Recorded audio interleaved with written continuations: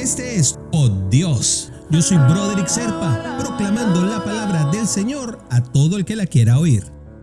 El devocional del día de hoy nos lleva hasta Hebreos, capítulos 11, versículos del 1 al 3. Es pues la fe, la certeza de lo que se espera, la convicción de lo que no se ve, porque por ella alcanzaron buen testimonio los antiguos.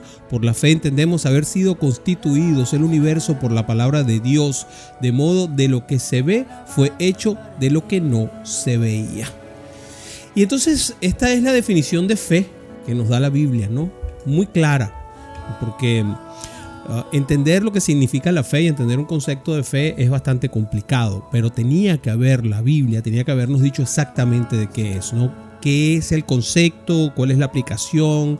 ¿Y cuál es el objeto? Lo dice de una forma bastante clara, sobre todo en una época donde todo se tergiversa como la actual, ¿no? Y donde siempre hay un revisionismo y todo el mundo anda buscando la vuelta a las cosas, ¿no? Y la quinta pata al gato.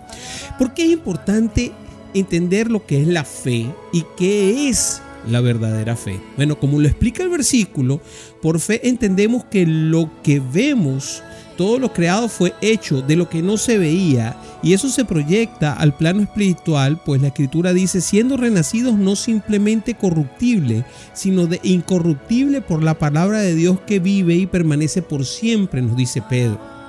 El primer concepto fundamental de la fe es su relación e independencia total con la palabra de Dios, y por esa razón nosotros tenemos que entender que con las palabras se conforman frases e ideas que unidas de manera coherente pues entonces sustentan un concepto, y eso es lo que hace y forma nuestro pensamiento. Cuando nosotros aceptamos estas ideas como ciertas, entonces empezamos a moldear nuestras creencias, querrámoslo o no.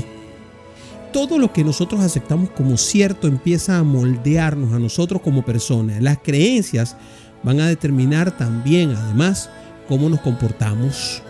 Entonces, la palabra de Dios encierra conceptos muchísimo más elevados. Eso se conoce como trascendental, ¿no?, que las ideas que nosotros los humanos tenemos. Es por eso que cuando el Señor nos habla, entonces esas ideas trascendentales terminan fusionando para mejorar nuestro comportamiento. Digo, si nosotros se los permitimos, porque a veces tampoco dejamos que eso suceda. La fe, mis queridos hermanos, es conducida y alimentada por la palabra de Dios. Cuando nosotros la leemos y las entendemos, entonces cada una de ellas empiezan a formar parte de nuestro comportamiento, y es por ello que este versículo es tan importante. Y te leo ese pedacito nuevamente de qué es la definición de fe según la Biblia. Es pues la fe, la certeza de lo que se espera, la convicción de lo que no se ve, porque lo que se ve está allí y lo entendemos. Ahora, para poder tocar lo que no se ve, hay que tener fe.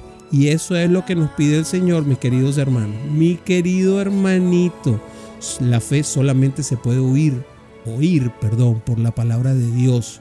Esto nos lo dice Romanos. Además, Pablo también nos trata de explicar un poquito de qué se trata esto. Y eso, oír a Dios por intermedio de su palabra. Qué complicado, un tema sumamente complicado, y no buscaba explicártelo, sino que más bien busques respuestas. ¿Qué tal si oramos por ello?